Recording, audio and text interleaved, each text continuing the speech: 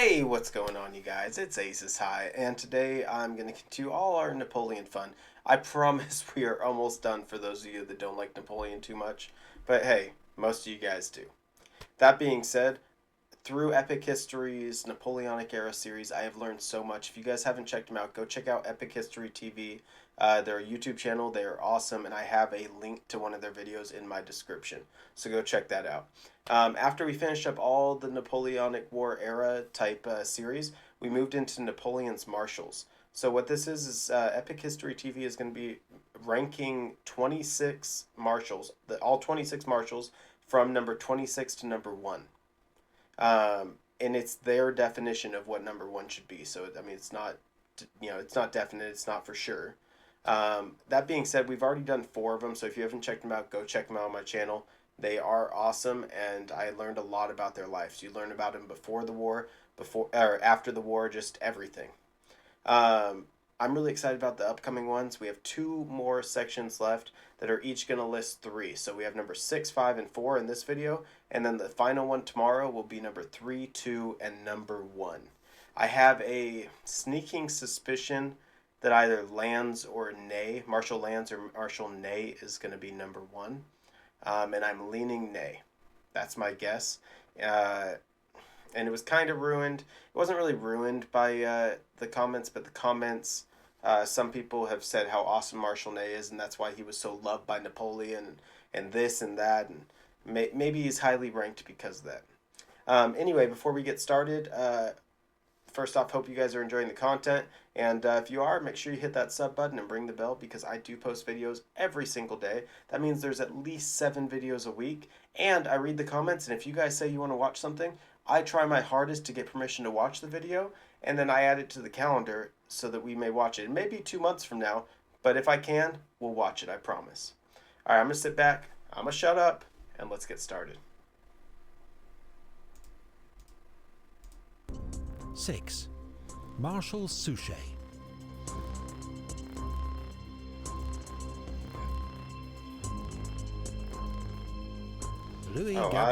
I apologize. I 100% like to read those quotes. Let's see. If I had 2 marshals like Suchet, I would not only have conquered Spain, but kept it. Really? See, this is one of the marshals that I'm sure I've heard of, and I heard of during the series, but it's not one that stood out that I really remember, so that just surprises me.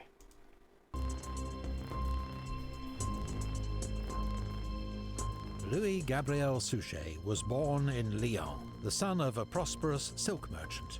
Plans to join the family business were derailed by the French Revolution. Suchet, an ardent Republican, joined the cavalry of the Lyon National Guard. In 1793, he was elected to lead a volunteer battalion, and at the Siege of Toulon distinguished himself by helping to capture the British commander, General O'Hara. He also made friends with a young Major Bonaparte. Suchet went on to serve under Napoleon in his first brilliant campaign in Italy, fighting at Lodi, Castiglione and Bassano. Transferred to Massena's division, he led his battalion with distinction at Arcole and Rivoli, was wounded twice and promoted colonel. Wow. It was in Italy that Suchet learned the most valuable lesson of his career. For troops to be effective, they must be properly paid, clothed and fed, something the French Republic consistently failed to achieve. Despite proving himself to be an excellent organizer and before we move on to talking about him more, one of the things I always like to look at is seniority. So he was 23 of 26, and he became marshal in 1811, meaning he actually was not one of the original sets that was made marshal in 1804, but instead he was one of the other, I believe it was 8 more that were made marshal at the end, or throughout time. I think 3 in 1809 for France for friendship and for the army, or France for the army and for friendship, something like that. And then several more in 1811, 1812, 1813, something like that. And I also like to look at how he died. So he died of natural causes. Only 55, that's young. Wonder if he had some type of a problem, cancer or something. dependable in battle, Suchet never quite made it into General Bonaparte's inner circle. He went on to serve as a highly effective chief of staff to General Brune, and then to Massena in Switzerland, and was with Joubert in Italy, who died in his arms at the Battle of Novi. Oh, wow. Suchet was promoted to General of Division, and in 1800 he was given command of the Army of Italy's left wing. With Massena besieged by the Austrians in Genoa, the defence of southern France fell on his shoulders. In a brilliant independent campaign, he held the Austrians near Nice, then chased them back into Italy, taking 15,000 prisoners. Despite this impressive record, Suchet was not on the list of marshals created by Napoleon in 1804. Worse, in 1805, he was effectively demoted, being given command of a division in Marshal Lannes's 5th Corps. Nevertheless, it was a role he performed with great skill. His division Is that really a demotion? If you're given command of a corps, aren't you still a general? Isn't it that a general is kind of in charge of a corps? I mean, technically a marshal is in charge of a corps, but a general would be in charge of parts of the corps, I guess? I'm not 100% sure on how it works. I know a general is under a marshal, but if he's in charge of a section of that corps, I think it was pretty much where he was. Distinguished itself at Ulm and Austerlitz, and the next year led the attack in Napoleon's crushing victory over the Prussians at Jena. The next year in Poland, his division saw hard fighting at Hultusk, but was then held back to defend Warsaw and missed the great battles of Eylau and Friedland. Napoleon heaped rewards on General Suchet, money, titles, but still no marshal's baton. In 1808, Suchet's division was sent to Spain, where he'd spend the next 6 years. His first role was... I've said this before and I'll say it again, and I know you guys are probably tired of hearing it, but any marshal sent to Spain, I feel bad for. I really do. It was a tough situation. It was a lot of revolts. It was a tough spot to take, especially Portugal. And then later on, you had Wellington, the Duke of Wellington, come in, and he was just a formidable... he was a crazy, just strong, strategic leader, you know? Yeah. I really do feel bad for anybody who ended up in Spain. Was to support the siege of Zaragoza. Then, on Marshal Lannes's recommendation, Napoleon gave him command of 3rd Corps and made him governor of Aragon. Suchet found his troops to be poorly supplied, ill-disciplined, and low in morale. Their first battle together against General Blake's Spanish army ended in a humiliating rout at Alcañiz. Suchet found the drummer who'd started the panic and had him shot in front of the entire corps. He then reorganized his troops and restored discipline and pride with 2 quick victories over the Spanish. He also faced a guerrilla war in Aragon, a popular insurgency driven by hatred of the French invader. Suchet drew on French experience of fighting counter-revolutionary insurgents in the Vendée, and realized that it was only by winning over the civilian population that he'd be able to make progress. He made it his first priority to ensure his own men were properly paid and fed, something almost unheard of for French troops in Spain. He enforced discipline and made sure requisitioned supplies were paid for. He told his troops, "I will look after your well-being, and you, by your discipline, will give security to the inhabitants. You will make them, by your conduct, care for the government of King Joseph." Yo, that's incredibly smart. Because, I mean, you could be a general or a leader or a king or whatever, and you can say all you want, serve me, support me, respect me, things like that. But if you have, an army behind you that wants to help people to understand that, it's gonna get done, you know? Power to the masses.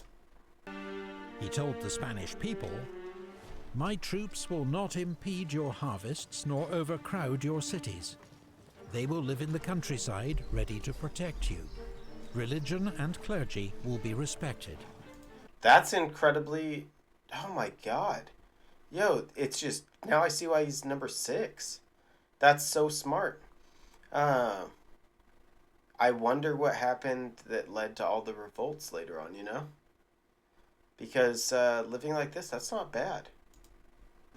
Crucially, Suchet also promised protection from the many Spanish guerrilla bands who behaved no better than bandits.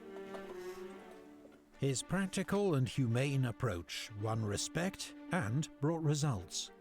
The guerrillas could never be completely defeated, but Suchet made Aragon the safest and best-run region in occupied Spain.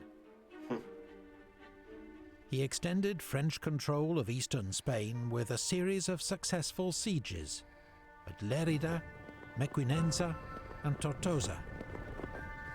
In June 1811, he took Tarragona. For this victory, Napoleon finally awarded him his Marshal's baton, the only one earned in Spain. Then he moved south. Wow. He defeated a larger Spanish force at Saguntum, then took the great city of Valencia, along with 18,000 prisoners and nearly 500 guns. I'm actually not surprised that's the only marshal baton that was given out in Spain. Spain was never, in my opinion, really a victory.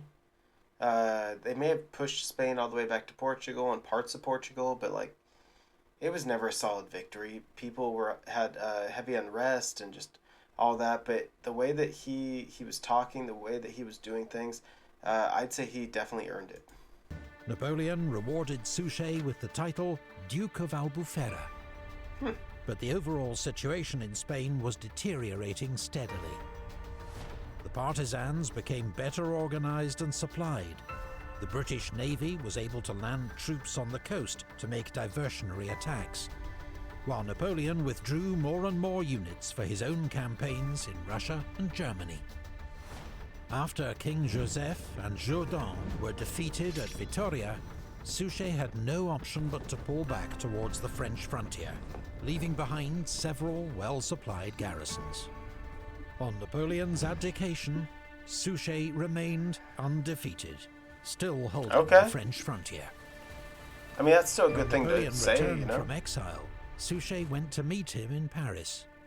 It was the first time they'd met in person in 8 years. Wow. Marshal Suchet, you have grown greatly since we last saw one another, the Emperor told him. He entrusted Suchet with command of French forces in the south, an important independent command for which few men were better suited. Suchet dutifully kept France's enemies at bay until news arrived of Napoleon's defeat at Waterloo. Okay. Following the Second Bourbon... I'm surprised why he would keep him in the south.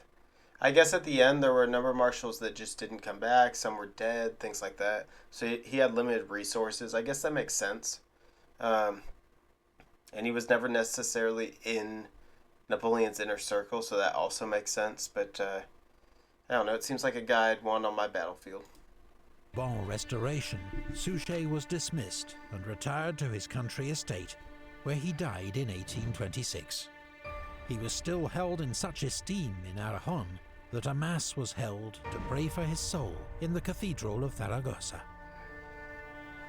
Suchet was a brilliant commander, widely regarded as the best administrator in Napoleon's army. Yeah. He was also one of the few who thrived with the responsibility of independent command. He never had the opportunity to prove himself on the war's decisive battlegrounds. I could see that.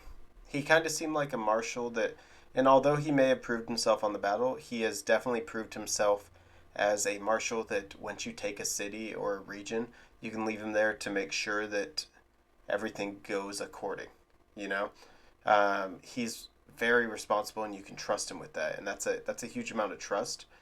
So I could see why he didn't see all that much battle, because it makes sense. If you're good at one thing, why move you to another just to test it?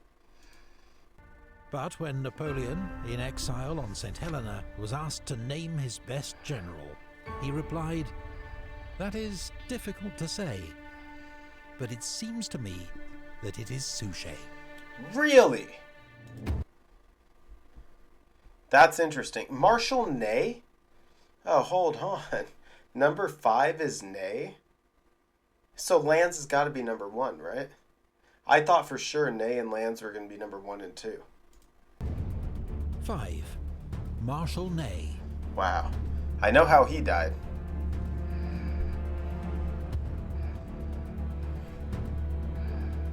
Marshal Ney was a cooper's son from Lorraine, a German-speaking region of France on the eastern frontier. Okay. His father wanted him to become a clerk, but the young Ney, impetuous and headstrong, joined a hussar regiment instead.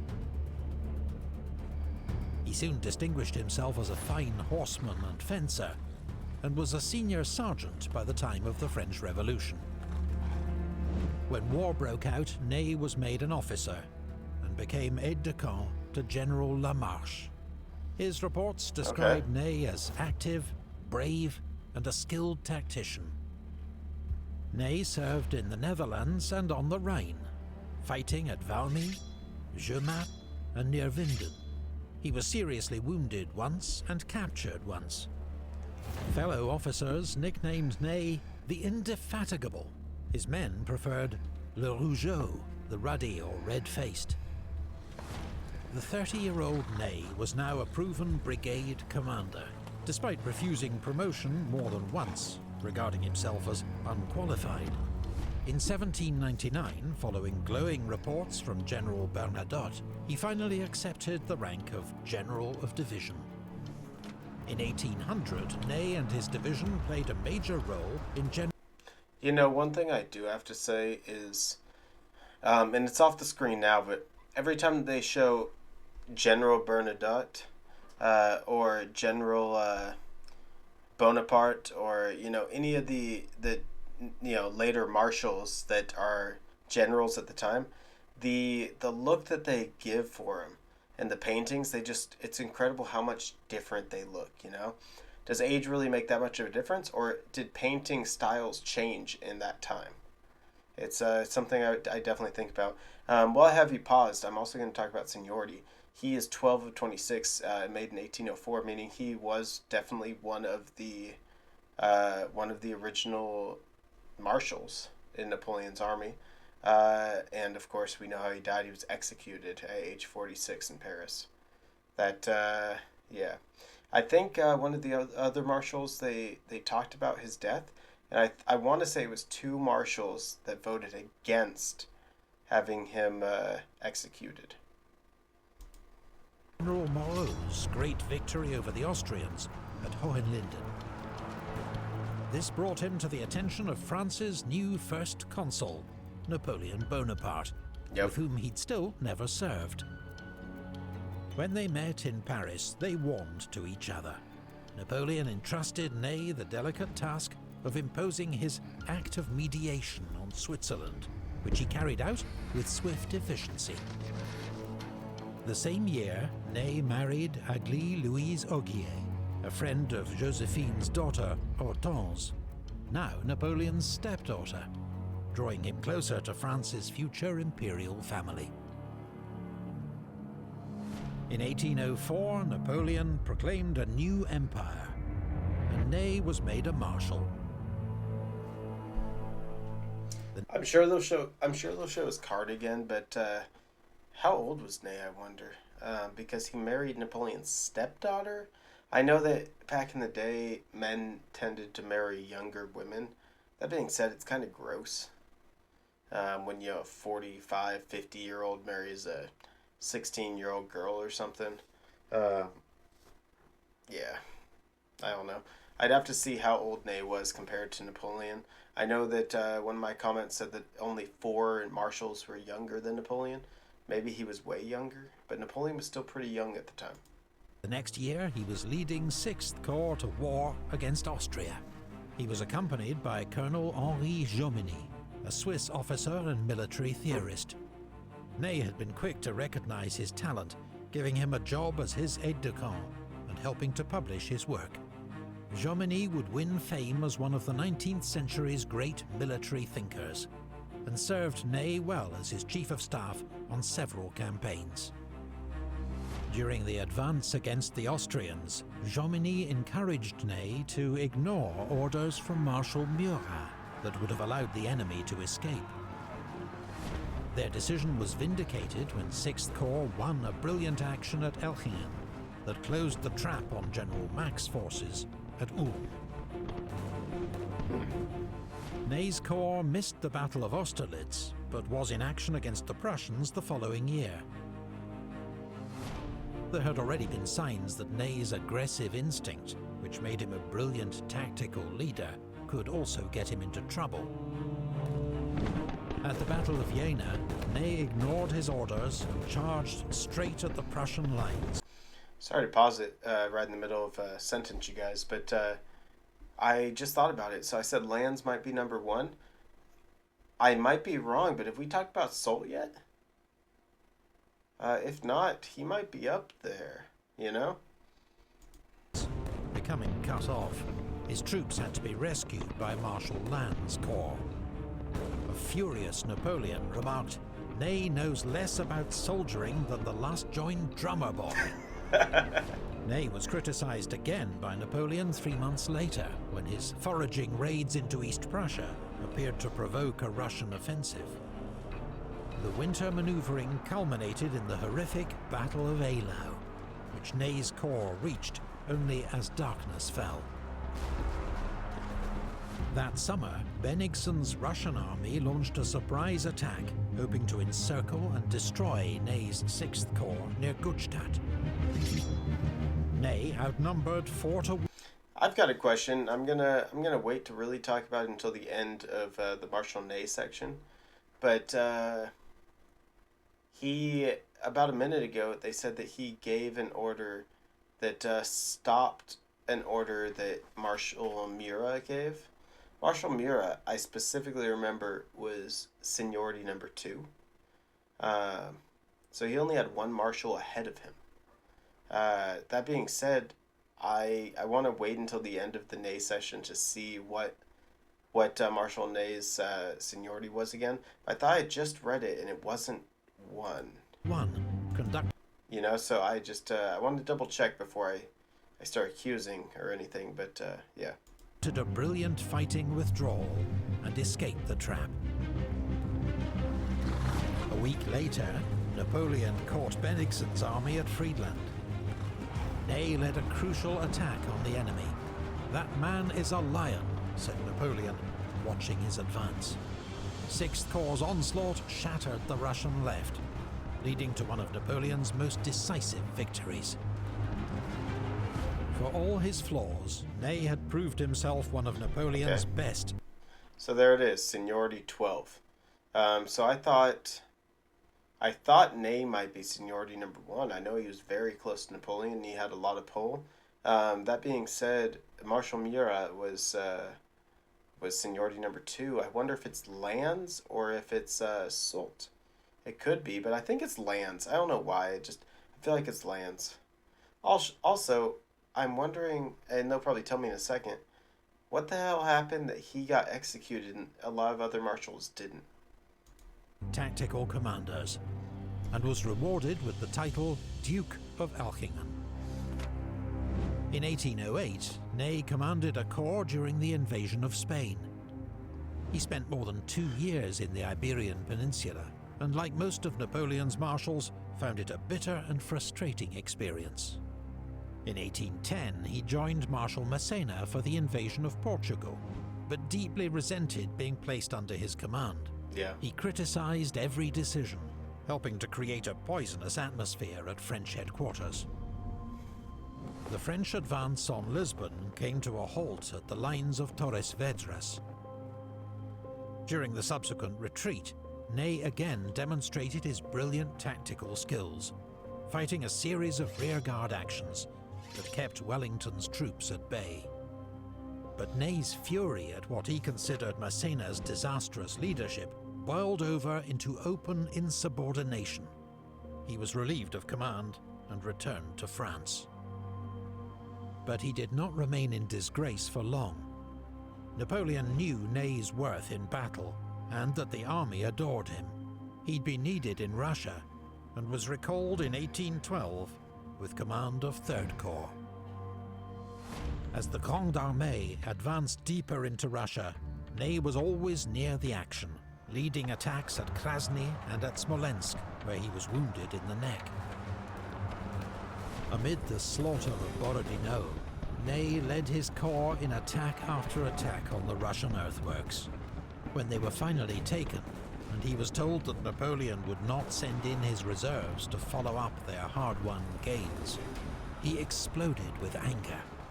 What business has the Emperor in the rear of the army? Since he will no longer make war himself, let him return to the Tuileries and leave us to be generals for him.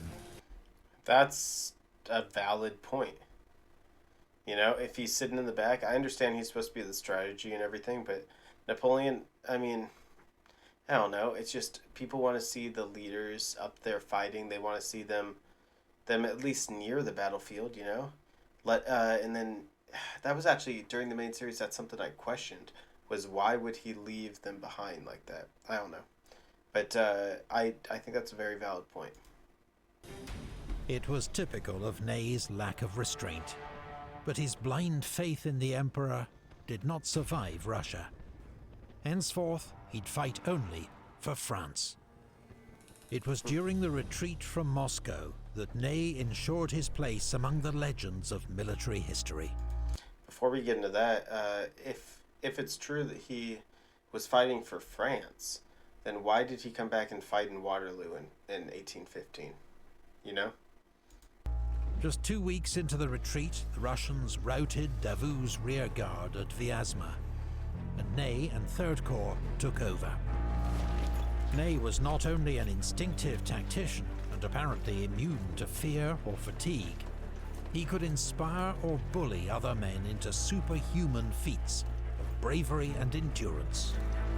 A French officer later recalled, "I can see him still at the spot where the fighting was hottest, speaking to the men, indicating to the generals what positions they should take up, animating all hearts with the confidence that flashed from his glances.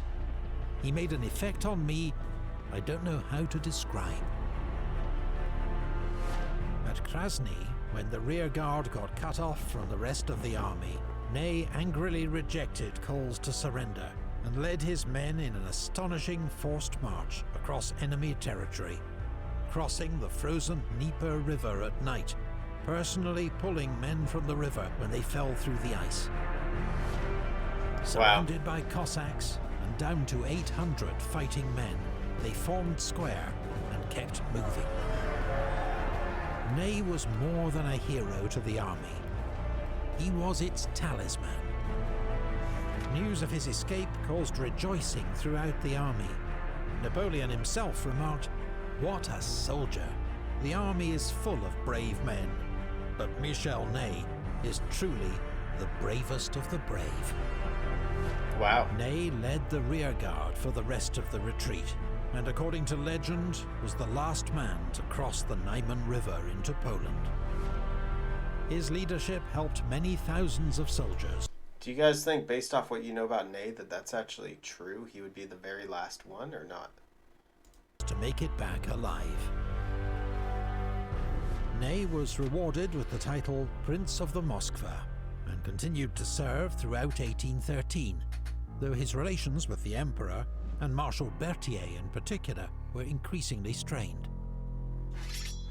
At Lützen, Ney was moved by the conduct of his young conscripts, who bore the brunt of Blücher's surprise attack, but fought back bravely, helping to win victory. Napoleon then entrusted Ney with command of 3 army corps, 84,000 men. But the plan for him to fall on the enemy's flank at Bautzen went awry. Badly drafted orders led to delay, and the coalition army was able to escape. Ney fought in the Emperor's great victory at Dresden, but 10 days later at Dennewitz, his limitations as an army commander were horribly exposed. Throwing himself into an attack, he lost control of the battle and was badly beaten by Bernadotte's Army of the North. Ney was devastated by his defeat, but Napoleon kept him in command of his... That had to be a slap in the face, especially considering that's a former marshal. So not only are you being beaten by the enemy, but you're being beaten by somebody that used to hold the rank that you held, or that you hold right now, you know? Northern wing. At the gigantic four-day Battle of Leipzig, he commanded the northern sector, holding the line until a shoulder wound on the last day forced his return to France. He rejoined the army in 1814 and fought in the defense of France, commanding the Young Guard and personally leading a bayonet charge at the Battle of Montmirail. In April, Ney, outspoken as ever, was among the first to confront Napoleon with the reality of his position and force his abdication. Ney was feted by the restored Bourbon monarchy as France's greatest soldier, but he could not hide his contempt for the returning aristocrats who treated his family with disdain. I know that it's not all about seniority, but if you're senior, 12 out of 26, you're still marshal. You're still highly respected in the Napoleonic army. But I feel like it's almost not really out of your place, but almost out of your place to be the one that's actually bringing the papers forward to the emperor, you know? When the king's niece reduced his wife to tears, Ney confronted her, shouting, "I and others were fighting for France, while you sat sipping tea in English gardens." In February 1815, Napoleon escaped from exile on Elba and landed in France. Ney was horrified by the prospect of civil war and promised the king that he'd bring Napoleon back to Paris in an iron cage. But he soon saw that the army was flocking to Napoleon's banner. When Napoleon appealed to him directly as the hero of Borodino, Ney made the fateful decision to cast in his lot with the emperor once more. When Napoleon advanced into the Netherlands in June to take on Wellington and Blücher's armies, Ney commanded his left wing. But he made a string of blunders. Against Wellington's troops at Quatre Bras, he was too cautious when he held the advantage. 2 days later at Waterloo, Napoleon left much of the tactical handling of the battle to Marshal Ney. Wow, really? It was a mistake.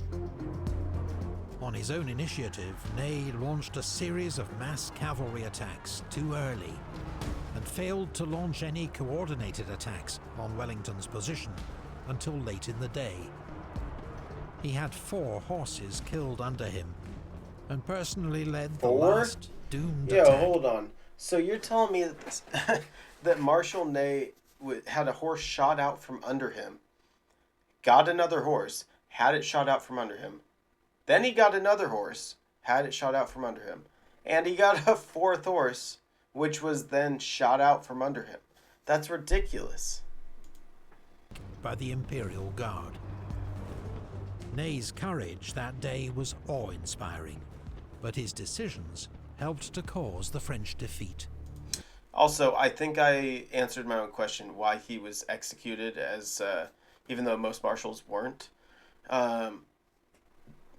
I mean, it makes sense. When he left, when Napoleon came back from exile, he left to say he will bring Napoleon back in Iron Cage. Instead, he joined him. So it's a big no-no. In the aftermath, Ney spurned several chances to flee France and was arrested for treason by the restored monarchy. Yeah, a military court refused to pass sentence, so his case went to the Chamber of Peers. With the king's allies demanding that an example be made of Ney, the outcome of his trial was never in doubt. 5 of Ney's fellow marshals were among a large majority who voted for the death penalty. On the 7th of December 1815, he was marched into the Luxembourg Gardens in Paris. Do you think that they voted for the death penalty specifically because it was political? They were trying to advance their political game, or their gain, but I don't know. I just feel like if you're a marshal, you have to have that respect for the other marshals, and you just can't vote yes on that, Soldiers, when I give the order to fire, fire at the heart, he told the firing squad. Wait for the order, it will be my last to you. I protest against my condemnation. I actually heard about this in one of the other Marshals videos. It is awesome. When he was up there, basically, Marshal Ney ordered them to fire. How cool is that? I mean, even at the end, he was strong, he was brave. It was just, you know? I have fought 100 battles for France, and not one against her. Marshal Ney was among the most inspirational battlefield commanders in history. A born soldier and brilliant tactician, unless his fiery temperament got the better of him. He lacked the confidence for high command, but under the Emperor's supervision, he proved one of the Grande Armée's greatest combat leaders. 4. Oh. Marshal Soult. I was just talking about him. I wasn't sure where he'd be. I thought he might be in the top 3. I still think Lannes might be number 1. That's my last chance for number 1, I guess. Anyway, I should have made a great example. And had Soult shot. He was the greatest pillager of all of them. Yeah, I remember hearing that, if this is the guy I'm thinking of, in the main series, the main Epic History TV Napoleonic series, he pillaged everything. In fact, if this is the guy I'm thinking of, his carriage actually broke because of the weight of the gold that he was bringing back from pillaging.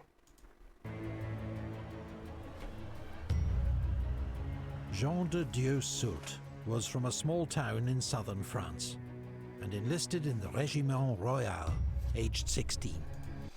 As always, I like to point out the seniority. So he was number 9, and he was made in 1804. So he is one of the original marshals. And 35 years old. I don't remember how old Napoleon was, but that's got to be close to Napoleon, if not younger. That's decently young, you know? And then, of course, he died of natural causes. 82. Good on him. He became a tough, capable sergeant, and in the build-up to the Revolutionary Wars, joined a new battalion of volunteers as their drill instructor. Soult's self-confidence and bearing meant he was soon made an officer. The unit went into action against the Prussians in 1793. In a brutal baptism of fire, half the battalion became casualties, though Soult's own conduct was praised.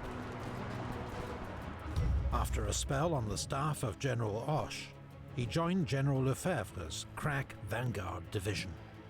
Soult learned much from Lefebvre, a future fellow marshal, serving first as his chief of staff and later as his best brigade commander. Maybe it's just one of those ones I can't remember from the beginning of the Marshal series. I don't think we've actually seen him yet, so he might be in the next, 3? Soult's rise from sergeant to brigadier general took less than 3 years. Wow. In the process, he won a reputation as an organized and decisive commander and brilliant tactician. He also began a bitter, long-lasting feud with another rising star, General Marshal Ney. In 1799, Soult established himself as one of France's best divisional commanders, fighting under Masséna's command at the Battle of Zurich. He was then put in charge of 3 divisions to pursue General Suvorov through the Alps, proving his ability for high command. In his report to France's new first consul, Napoleon Bonaparte, Masséna wrote, "For judgment and courage, Soult has scarcely a superior." The next year, Soult and Masséna were besieged in Genoa. Soult led a series of daring raids on the Austrian lines, until he was shot in the knee and captured. He was robbed and spent days in agony in a filthy hospital, an episode that may explain Soult's later reluctance to lead from the front. On his return to Paris, Soult received a hero's welcome from Napoleon. His rewards included an honorary rank as Colonel General in the Consular Guard, plus command of troops assembled at Saint-Omer for Napoleon's planned invasion of England. Okay. Soult, the old drill instructor, imposed strict discipline and trained his men hard, earning the nickname Bras de Fer, Iron Arm. Even Napoleon wondered if he was being too severe, to which Soult replied, "Those that can't handle what I myself endure will be left behind in the depots. Those that can will be fit to conquer the world." That's a good quote. In 1804, Napoleon proclaimed his new empire, and Soult received his Marshal's baton. The next year, his impeccably drilled troops became 4th Corps, the largest corps of the Grande Armée, Really? and marched Largest. east to take on the 3rd Coalition. Why was the Fourth Corps the largest? Was it the First Corps had more cannons, so I don't know, it just took up more space, or they had more engineers, or why was Fourth Corps out of all of them the largest? That's interesting. If you know, let me know in the comments, please. That December at Austerlitz, Napoleon entrusted Soult's corps with the main attack on the enemy centre. As he issued his final orders to his marshals, the Emperor turned to Soult last and said, "As for you, Soult, I say only, act as you always do." 4th Corps' attack was the decisive blow of the battle, though its success owed much to Soult's exceptional divisional commanders, Saint-Hilaire and Van Damme. With victory won, Napoleon acclaimed Soult the foremost manoeuvrer in Europe. However, it was observed that Soult was now less inclined to expose himself to enemy fire, taking a more managerial approach to command, though his planning, organisation and tactical instinct remained superb. The next year, Soult's corps played an important role at the Battle of Jena, and in the pursuit of the defeated Prussian army that followed. In the brutal winter battle at Eylau, his troops held the centre of the line. Soult's relationship with Napoleon was excellent, and the Emperor frequently turned to him for advice, much to Marshal Berthier's annoyance. In 1808, Soult was ennobled as the Duke of Dalmatia, and later that year led a corps in Napoleon's invasion of Spain. When the Emperor returned to France, he entrusted the pursuit of the British army to Marshal Soult. The British nicknamed Soult the Duke of Damnation, and he harried them through the mountains of Galicia to La Coruña. But in battle, he could not break their lines, nor prevent their escape by sea. Soult then marched south and occupied Porto, where rumour... You know, it's interesting. There's so many marshals that actually end up down here in Spain that I didn't even realize. There's been several of them, and again, just like the rest, I feel bad for him. I really do. Began that he was considering crowning himself King of Portugal. Whether the rumours were serious or not, in May, the British and Portuguese took Soult by surprise and drove him out of Portugal with heavy loss in men and supplies. This was the most ignominious chapter of Soult's mixed record in the peninsula. 5 years that saw sparks of brilliance, but also missed chances, shocking avarice, and a reluctance to cooperate with other commanders. Later in 1809, Soult replaced Marshal Jourdan as King Joseph's chief military advisor, and led French forces to a crushing victory over the Spanish at Ocaña.